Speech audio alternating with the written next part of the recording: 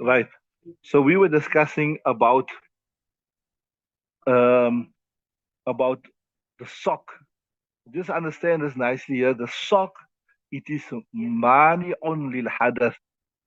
Mani only hadath means it stopped the hadath from coming in.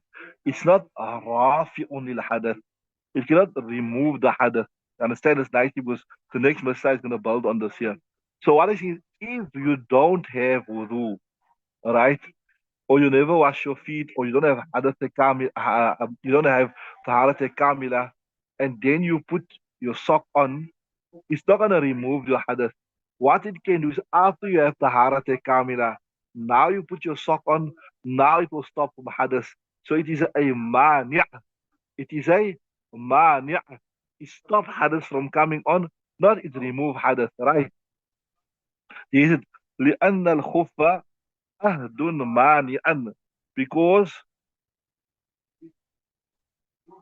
you can say it's ahdun, yeah, you can say it's like mandate is to stop the hadith from coming. Now, before we look at the next masala, let's explain the next masala. What's the scenario? Here, what is a mustahada? Normally, a mustahada refer to that lady that she has continuous bleeding from her front organ, right? Like one is haiz, and when the days of haiz is finished, she's bleeding continuously. So, normally, the mustahada refers to that lady that has continuous discharge. But many a times in the books of fiqh, when they speak about a mustahada, they don't only mean a mustahada. They refer to anybody who's got a uzr. Even if a person maybe has got a cut, is bleeding, a person got a sickness of infilatul rih, got wind coming out constantly. So just remember that now. It will help you, inshallah. Just remember, mustahada literally means a person who got continuous discharge from a front organ. But as I said in fiqh, when you see this word, it doesn't refer, maybe this is the most common person. It refers to a person who qualifies as a ma'zur or a ma'zura, right? But as I said, maybe the most common person, or rather, maybe the most common ma'zur is a mustahada because they got discharge coming out all the time from the front organ. Right. So wherever you see the word mustahada, remember it means a ma'zur or a ma'zura, right? Let me just give you briefly the explanation of a ma'zur and you to understand this. See, a ma'zur is that person who experienced a breaker wudu for the entire salat time. They don't even have 5 minutes to do the ibadat except right. So obviously, it's not possible that it's not very rare that your breaker wudu will start exactly when the time come in. It will probably start before that. So if it starts in the middle of a previous salat, that salat time you won't be ma'zura. It will only be for the next salat time in which you experience a breaker all the time. Are you with me? Right. So say for instance, somebody call it, so this is the masla here now. Listen nicely. So but like I said, it's metore se pechir gear. A person qualified as a ma'zura or a ma'zur, or a person qualified as a mustahada, right? Right. So what it happens, say for instance, so once a person qualifies as a ma'zura, musta'adha, you don't have to make wudu. So look at this. A person already qualified as a ma'zura, right? In the previous salat time. So in this salat time, now they're ma'zura, right? So this is the second salat time. So technically speaking, every time that person explains that naki the wudu breaks or whatever, you don't have to make a fresh wudu, right? Are you with me? Until the salah time comes out. When the salah time comes out with the next salah, now you have to make a fresh wudu, right? So listen now nicely. So this person has already qualified as a mustahada, right? So now Zohr time came in, right? So seven they qualified in the previous salah time, right? So now Zohr time came in, right? So she made wudu, right? So now she bled again, right? Her wudu doesn't break. Her wudu doesn't break. Why? Because she is already qualified as a ma'zura. So she is on taharat, but she is on. We say she's in taharat, but she is like you can say on a supplementary. That now she went and she wore the leather socks. Now she went and she wore the leather socks. Right now the salat time came out. Now what happened? The salat time came out. So now asr time came out. Now what will the hukum be? The hukum will be this. Listen now nicely. If she wore the socks before she bled for the first time, She just made wudu immediately. Immediately she put the socks on and she completed the wudu. Then when the salat time comes out, we'll say that Masah is still intact. Why? Because she wore the khuf before there was a naqid wudu that appeared. Are you with me? But listen nicely now. Listen nicely to this. If she made wudu and then after she made wudu complete, um, she bled again. The naqid wudu was found, right? And then she wore her socks. That will be fine. That will be fine, right? But when the salat time comes out, she will have to remove the socks. You understood that? Why? It comes back to this here. That the socks is mani a hadith. It is not rafi a hadith. Now take you back again. See here. I'll take you back to the scenario where she made a proper wudu and she put a sock on immediately before she experienced the breaker. So when the salat time came out, her hadith comes onto her. What happened? Her hadith came onto her already. So now she don't have to take a sock off. She just have to. So the hadith came on top of her sock. So she has to make masah and the hadith is gone. Are you with me? That is where she put on the sock before she broke. But now look at the scenario is where she made wudu and then her wudu broke. But when her wudu broke, we will say she's still in wudu. We'll say why? Because we'll say the temporary the need to make wudu has been lifted up. So, but that hadith did come on her. That hadith did come on her. So when she wore the sock, right, the leather sock, and then the time came out there, that hadith that was on her already, it just manifests itself. So that sock is can remove a hadith that came afterwards. It right sorry, it can stop the hadith from coming onto her. So it but that hadith came before she wore the sock already, you understand what I'm saying? So it cannot stop that hadith. If it was Rafi hadith, then it would have removed the hadith that came to her before she put the sock on. You understood that? You sure? Is it clear? I hope the online is also understood. And then like another masala is also the same thing. Wal mutayammimu idha labitha thumma ra'al ma'a kana rafi'an siyam. Same thing here. See, a person didn't have water, right? He qualified as a mutayammim. He qualified as a tayammum. So he made tayammum, right? So now what happened? He made tayammum, right? And after he made tayammum, he wore his leather khuf, right? He wore his leather khuf. Now, if his wudu break again after that, what will he say? He can just make tayammum again, right? But say for instance, that person finds water. He finds water, right? So he's wajid ma. So we'll say here, he has to take his khuf off. He cannot say, no, I wore the khuf when I had tayammum, right? So now, like how when I like how a normal person who wears the khuf when they make wudu, like how a normal person wears the khuf when they make wudu. So when when they wudu break, they just have to make masah. No, we say, look here, that time the hadith already settled on him. That tayammum was a supplementary hadith. So when he put the khuf on, that khuf never removed the hadith from him. It was just a mani to stop a hadith that come afterwards. But this hadith already came before he made tayammum. Are you with me? So when he finds water, we'll say that khuf, he'll have to remove it and he'll have to make wudu because the khuf couldn't remove the earlier hadith. It only stopped the hadith that came afterwards. You understood that? Did he now?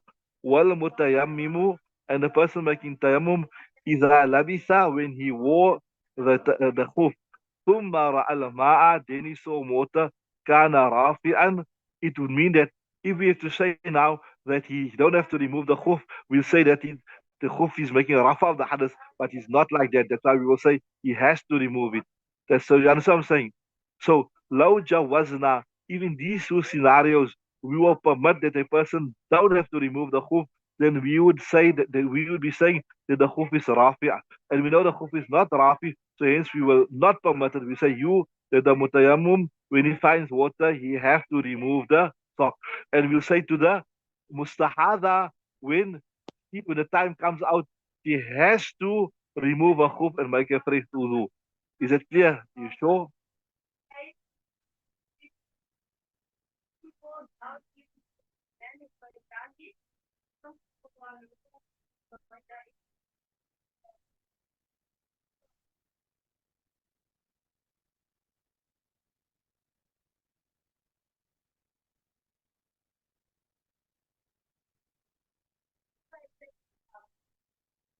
Right, remix Ibarat.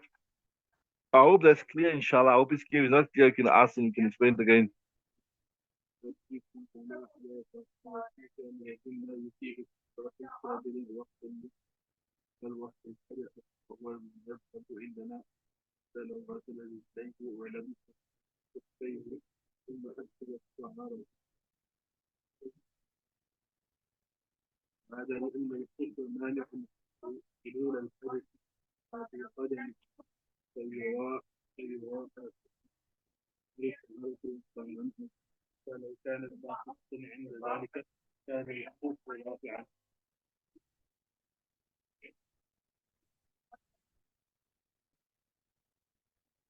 So yeah, we were speaking earlier about hadath, that when the hadath came afterwards, right? So it's ha dal sin hadathun. We say that the hadath came before the time. That's why when you wear the sock, it will not help you because the sock must be worn when you had hadath kamila. So here the Yamim didn't have hadath kamila, or the Mustahada didn't have hadath kamila. When she wore, when the Mustahada wore the sock, she didn't have hadath taharat kamila, and neither did the Mutayammim also have taharat kamila. It was which is a temporary taharat. You understood? Okay. So the next ibarat, they're actually explaining what I explained earlier, same thing. وقوله إذا لبسها أما على طهارة كاملة لا يفيد اشتراط الكمال وقت اللبس بل وقت الحدث وهو المذهب عندنا. So you look at the ibarat of Quduri on top there, which it says that you have to wear the sock, right? إذا لبسها أما على طهارة كاملة. It doesn't mean that your wudu must be complete. So long as what I mean is your wudu is done by the time the hadath came. You understand what I'm saying? Like I told you, like how we do, you wash your feet and then you put your socks on, and then you might delay a little while, and then after you complete your wudu, that's fine. There's no problem with that. So long as that before the hadath come, so long as before the hadath come, you got to complete wudu. We understood that's the same thing you're saying. وقوله, and a statement which إذا لبسهما على طهارة كاملة, that you when you wear the khuf upon a complete taharat, it doesn't mean this لا يفيد اشتراط الكمال وقت اللبس. It doesn't mean that you must have a complete taharat before you can wear the khuf. No, you can wear the khuf until your wudu is not complete. But it means بل وقت الحدث, as long as you got complete wudu before the hadath come. Well, madhabu indana, and this is the madhab according to us. You understood that? You sure? So what he's saying is, you don't, if you just wash your feet and you put your khufs on and you delay a little bit, maybe you went to eat, whatever, then you completed your wudu, there's no problem. So long as your wudu doesn't break before your before your wudu is complete. So if you what I'm saying is if you wash your feet and you put your khuf on right and then your wudu broke, then you cannot just complete your wudu and make masah on your foot. What you have to do, you have to take it off and redo it, right? Is that clear? I hope that you got it about there, right? So they're saying, yeah. إذا لبس على طهارة كاملة لا يفيد اشتراط كمال افتراض بل وقت الحدث والمذ, right? Carry on. So they're still explaining the same thing again. Right? حتى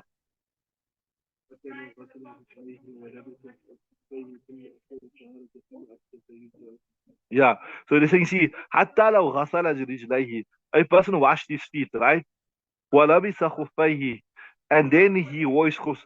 ثم أكمل الطهارة, then he completed the tahara, right? ثم أحدث, then he made حدث.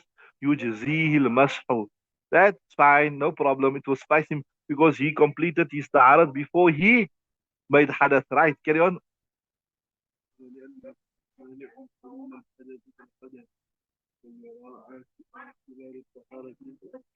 Yeah.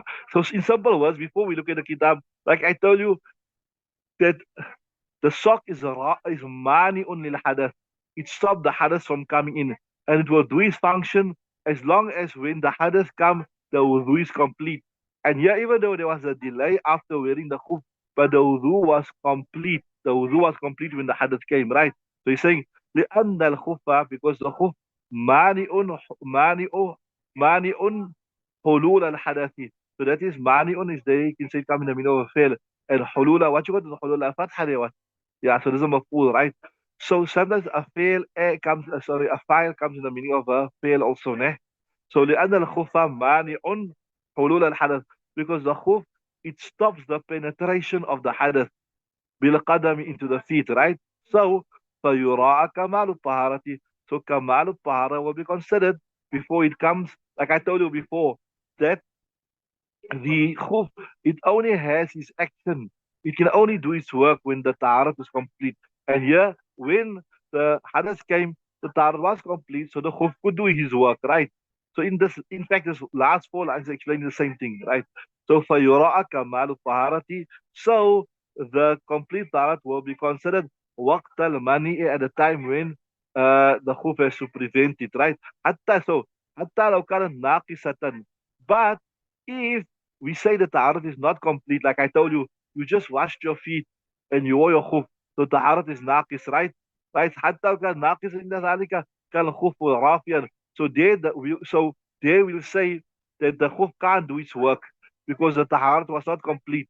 So there, if you're going to say, in the case where a person wore the khuf and made would wash his feet and he wore the khuf and then his wudu broke, and then if you're going to say you just do complete your wudu and wash your feet again, we'll say no, that you, in this instance you're saying the khuf is rafi, it is removing hadith.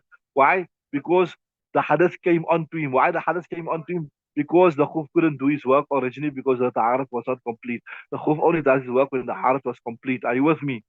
I hope that is clear. Okay, can you read the next verse?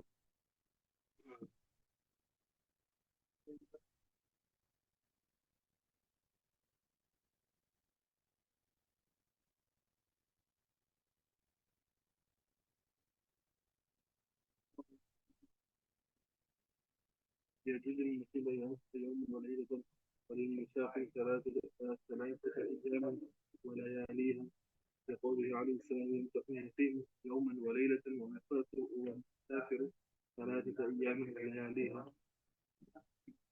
Right, interesting masla. Before we look at the kitab, I'll just tell you here.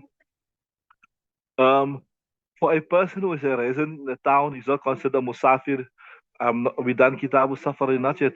A person who's traveling and a person who's a resident, he can make Masah for a full 24 hours.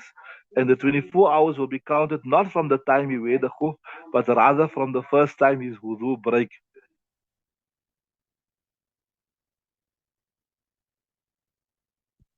Right. وَيَجُوزُ لِلْمُقِيمِ, and it is permissible for the resident, right? يَوْمًا وَلَيْلَةً, that he can make Masah for a complete day and night. وَلِلْمُسَافِرِ, and for a musafir, ثَلَاثَةَ أَيَّامِ وَلَيَالِهَا, 3 days and 3 nights. And again, he also, you will start from the time your wudu breaks.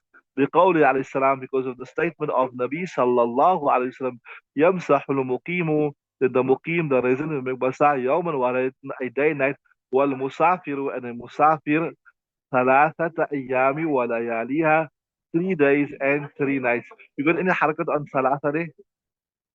No harakat. ثلاثة, right? That's pretty simple. Carry on to the next one.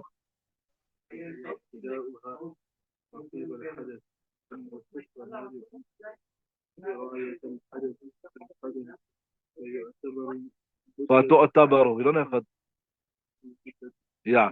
So what I'm saying in the next part, somebody what I'm saying is, look here. See, the function of a hoof is it stops the hadith from going into your feet. It stops the hoof. So when does it start functioning? It only starts functioning when you make hadith. Before you make the hadith, it wasn't doing any function. So it starts its function when you make hadith. So from the time you make hadith, that is the time which will be calculated. You understood that?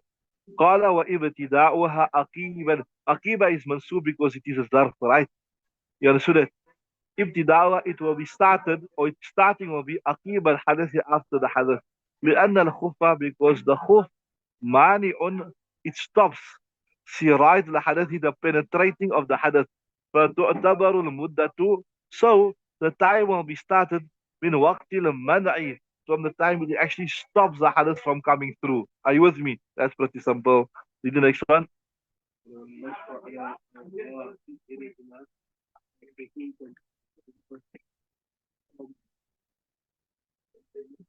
يبدأ. You got يبدأ. Okay. You take it majhul, but normally you don't unnecessarily go to majhul. Only the time on this. يبدأ. Right. So pretty simple what he's saying. What he's saying is, uh, how will you do your masah? Just put your foot there before you look, before we do it in the kitab. You take your fingers like this.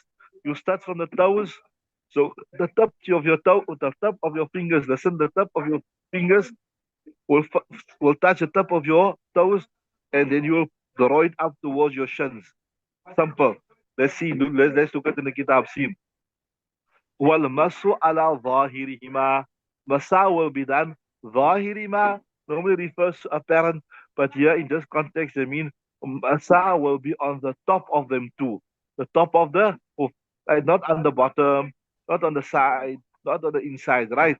والمس على ظاهرهما. Masa will be on the top. خطوطا, this is hal, lines بالأصابع, with the fingers. So you will draw lines with your fingers.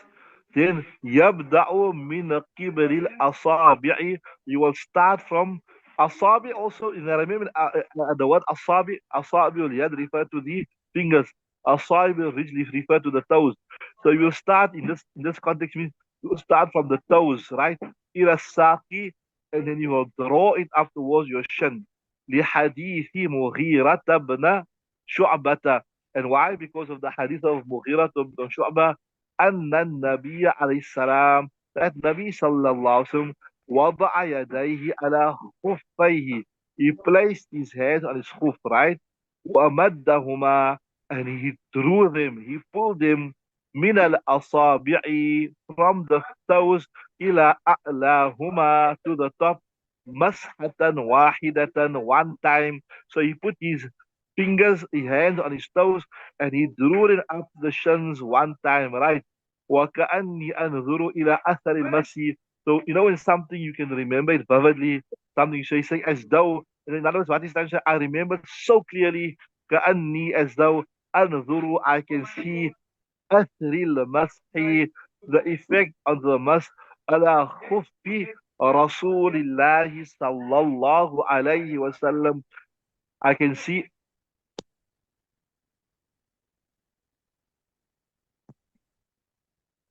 على خفيه, right, على خف رسول الله خطوطا, right, lines بالأصابع, with the fingers, the effect of the lines of, right, of the fingers of Rasulullah صلى الله عليه وسلم. ثم المس على الظاهر حتم. So he's saying masa upon the top of the khuf, not underneath, not the inside, etc. حتم, it is necessary. حتى لا يجوز على باطل الخف, and there is not permissible on the inside or the underside of the hoof, وعقبيه, upon the heels, ووساقه, or upon the shin, لأنه معدول به على القياسة, because this is something which is like غير مدرك بالقياس, not something which is logically understood. Like I told you, ما ثبت على قياس في القياس فغيره لا يقاس عليه. That which is established contrary to logic, you restrict it to what it is.